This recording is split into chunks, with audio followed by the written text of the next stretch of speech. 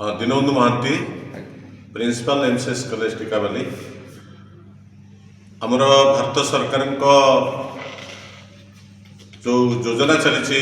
2047 बेलू जो विकसित भारत भारत को प्रकार विकसित कर तेणु कंधमाल जिलापाई ए वर्ष जो यूथ पार्लियामेंट जो कार्यक्रम आमको से प्रदान कर तेणु जातीय सेवा योजना एनएसएस एवं माई भारत जो मिलित आनुकूल्य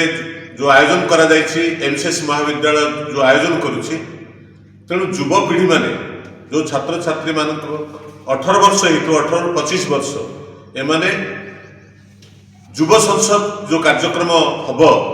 28 तारीख 28/2/2026 तेणु जिलार प्रत्येक कॉलेज को आम चिठी करूँ अध्यक्ष मान प्रिंसिपल मान से 18 वर्ष रु 25 वर्ष भितर जो छात्र छात्री होते बा विभिन्न अंचल पिला भी युव पिला भी से भाग नहीं पारे एवं से जो 2047 बेलू भारत को से को प्रकार देखुंट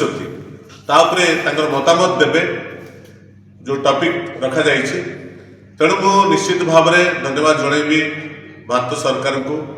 जो युव पीढ़ी मान को आगक नेबाई एवं विकसित भारत को प्रस्तुत करने जो योजना से जो लक्ष्य रखिंट निश्चित भाव में फलप्रद हम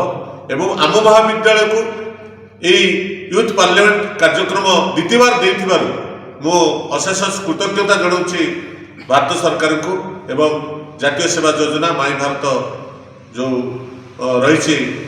धन्यवाद जनाऊँगी कृतज्ञता जनाऊँगी से जो विश्वास रही एमसीएस महाविद्यालय सुचारू रूपे संपादन करें तेणु पाखे ए महाविद्यालय रही।